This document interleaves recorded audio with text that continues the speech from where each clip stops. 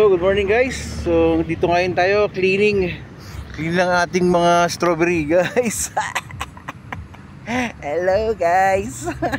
Linis tayo ngayon guys ng ating strawberry. So, we are cleaning the strawberry so that pruning and cleaning ngayon today, removing the grass so that the incoming fruiting of the strawberry will be good guys. Oh, diba? So guys, as you can see guys, the strawberry today, it's too much rain. It's good. And you see the strawberry today, so it's very good. So today we going to clean the strawberry. Okay, you see that, remove the leaves, the runners. This one, oh, the runners, we cut all the runners and the leaves that we have, so that the strawberry is going to going strong. So this one, this is the background guys. Can you see that one? Oh, the new beginning, the new strawberries coming. So we are cleaning that way. Yeah, that's the how we clean the strawberry. Too much grass there, oh, diba? Yan. So we clean for the incoming, so that they may grow easily. Part of trimming and cleaning is that one guys. So we remove all the grass, that one, oh, the old leaves. So okay, so as you can see guys, a lot of our strawberry today, ang dami na, may too much. So yan, oh. So mahirap po pala guys kapag tinanggal natin sa ano nila, nalalanta sila.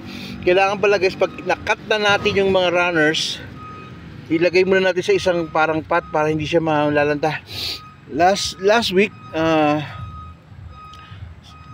Saturday, we cut all the runners, and then we forgot to transfer to another soil or another plot. The strawberry are dry. So nag-dry po yung strawberry natin, nag-dry guys. Nag-dry sila, namatay yung iba. Yan ang katulad ito, drying leaves. Nag-dry po yung kanyang mga leaves. That one guys is mother plant na already. So we just remove all the leaves, cleaning and removal. You know, that is the one na proven that if you cut this one, you need to transfer it for just to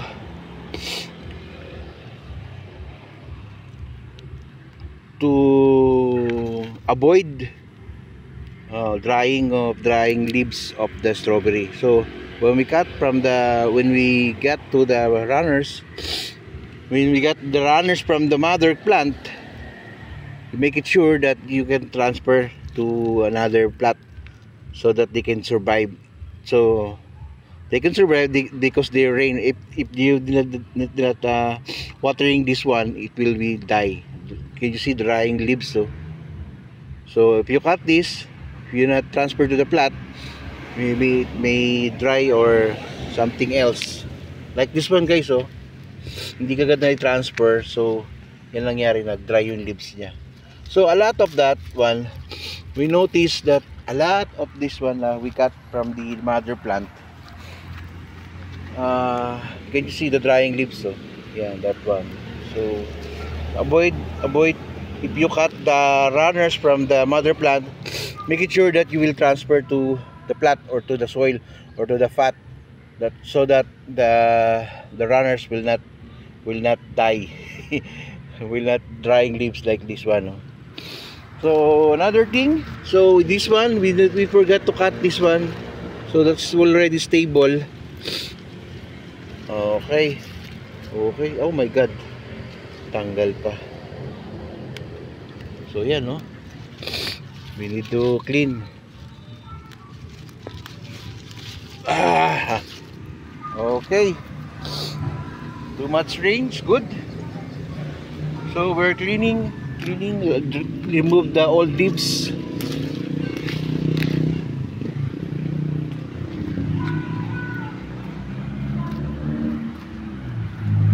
Like this one, guys, oh, too much leaves, too much runners.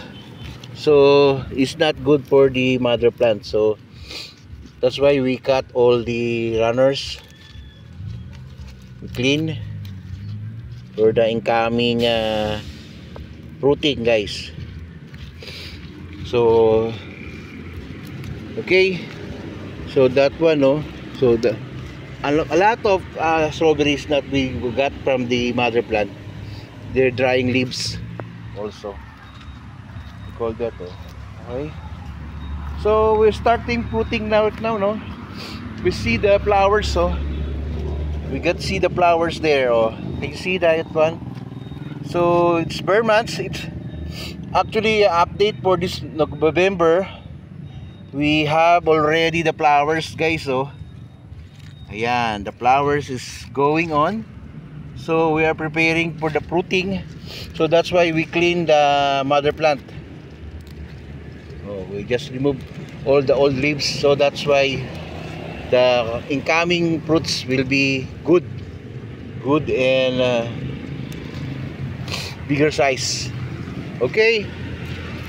So that one, oh, we have two flowers now, right now. Oh, ayan, oh.